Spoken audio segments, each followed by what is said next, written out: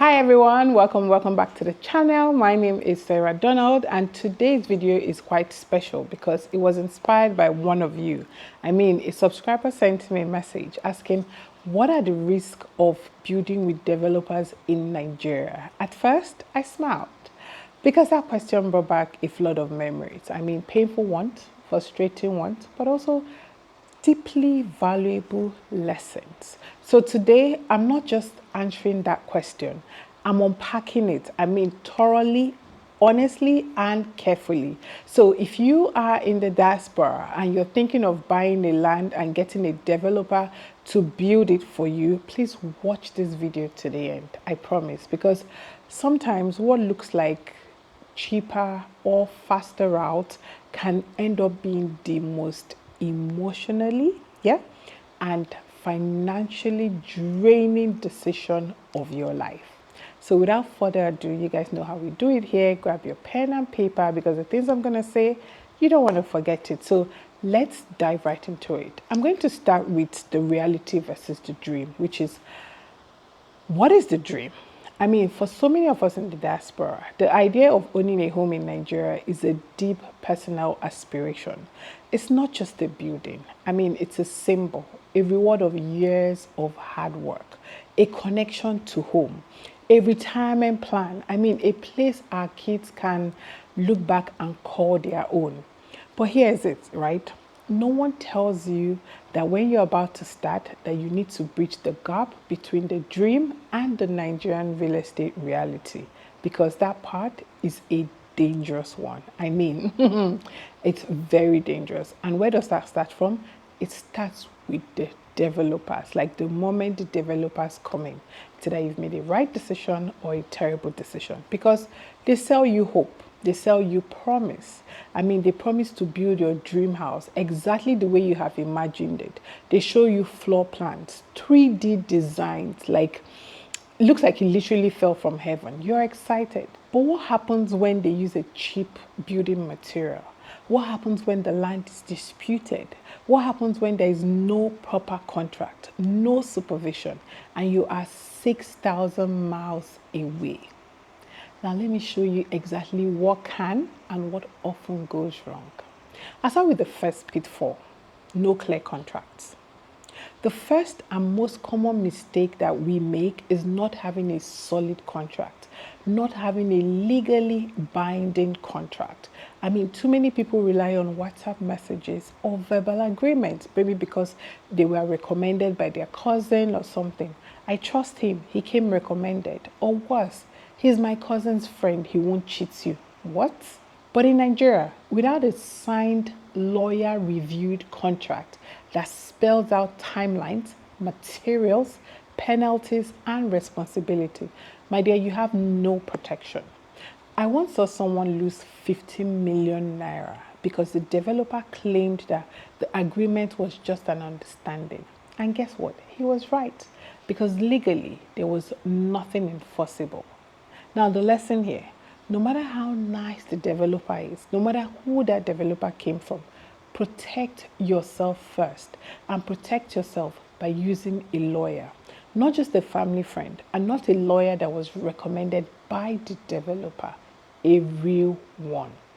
Now let's go into the next one, which is, let's talk about what goes into your home literally. Because many developers in Nigeria will present you a fancy design, but use the cheapest materials possible once you're not watching. Substandard cement, cheap blocks, leaky plumbing, mismatched tiles, electrical wiring that can actually cause actual fire hazard. These guys don't care. And if you're abroad, and they know you won't notice this until the damage is done. So if you're abroad, it's even worse. So a friend of mine moved into a newly built house only to discover the walls were already cracking just after 3 months. Why? The contractor apparently mixed cement with more sand than standard to save money.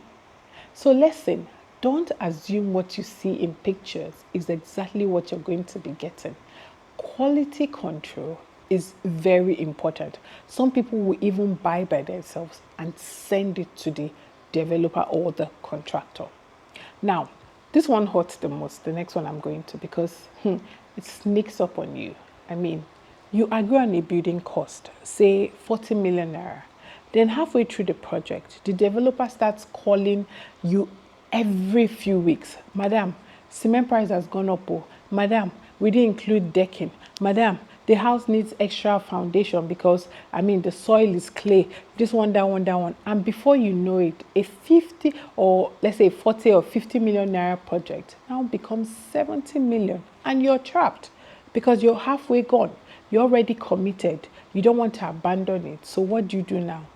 You start spending this, start looking to spend this unnecessary amount that could be avoided. Now, what's the lesson here?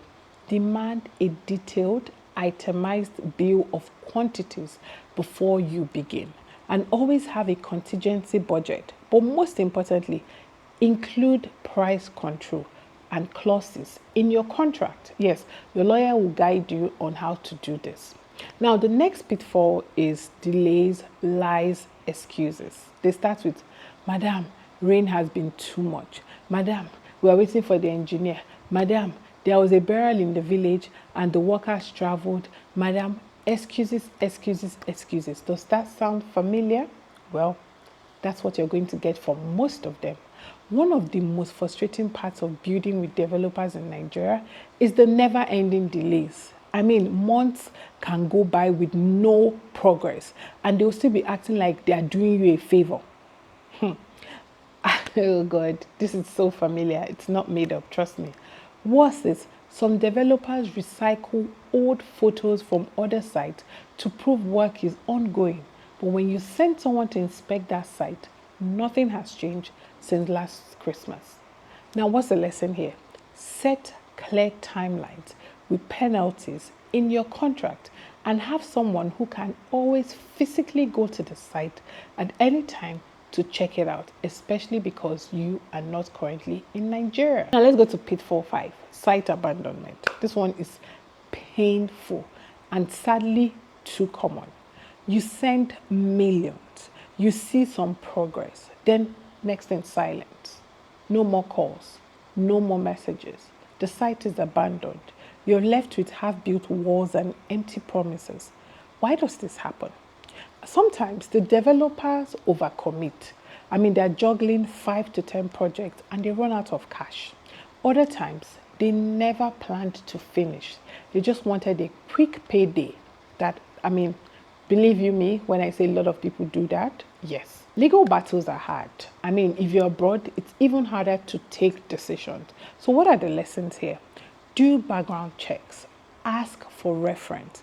Visit at least one completed project before you commit. So what project has this person done before? Visit that project or get someone to visit it on your behalf. The next one is remote building without oversight. This one is directed especially at my diaspora brothers and sisters. Never build blindly from abroad. If you don't have someone you trust, if you don't have a reliable person that you trust with your life watching that project, then you are investing disaster. You heard me right. Because even if it's your cousin, be careful because family can disappoint too, especially when they think that you're abroad and you have money. Ideally, hire an independent project manager, someone who sends you weekly reports, live photos, videos, someone that is not working for the developer. So a neutral person that you just hired. You get what I mean? Yeah, you can hire this person from anywhere, LinkedIn. Now, what's the lesson here? The lesson is that your presence matters if you can't be there. Send someone who will act like you are. Yeah, some people like have assistants that it's as good as them being there because that person represents them. Another pitfall is land ownership and documentation issue. Now, here's the final one and perhaps the most dangerous one. Building on land that is not properly documented. So many people lose their entire investment because they trusted the developer who said the land is free. It's family land, it's community approved. Problem. Then later you now realize that the land is under government acquisition. It has no C of O. It's in court due to family disputes. I mean, this is there are like so many things I can say about land issues in Lagos. But building on such land is like building a house on quicksand. because if the family wins the court case, they are taking down the house. So the lesson here is to always verify land titles independently on your own. Use a property lawyer, check with the Ministry of Land, get the survey, get the title documents. Don't just assume, verify. Now, my friend had done this, started building because she thought it was an estate. She didn't get her land building, like her permit to build. Halfway, the Lagos State government came and she got fined a lot of money. Now, looking back, I wish I knew how important it was to treat building in Nigeria like a business, not a family favor. I mean, I wish I wasn't so trusting. I wish I asked more questions. I wish I had professionals earlier. But most of all, I wish I understood that your dream can be real, but only if you protect it like an investment. The emotional cost, the financial waste, the stress, all could be avoided if you just carefully follow through everything I have said in this video. Now, my final advice to people in diaspora, my viewers in diaspora who are looking to build from scratch, to everyone watching from abroad, please hear this. Don't rush. Do not fall for emotional manipulation. Do not trust someone just because they say they know what they are doing. Vet them. Get contracts. Get a lawyer. Have a supervisor. I mean, do your research. Some people even have their lawyers double as their supervisors if your lawyer is in the state where you're building. So if you want to build from the scratch, that's okay. But make sure you're getting a professional to avoid what I wanted versus what I ordered versus what I got. To the subscriber who asked for this video, thank you. I mean, your question might have just saved someone else's life saving. Now, if you did enjoy this video, please leave a comment below. And if you've had a bad or good experience with developers, please put it in the comment section. You guys know I read your comments and I engage so that some people are not discouraged. If you also have trusted developers that you have built with that you would like to, recommend on the comment section, please do feel free to do that. And before you use anybody, please also do your own research. Thank you guys so much for this amazing community that we are building. And until we see again, please catch up on my previous videos. Love you.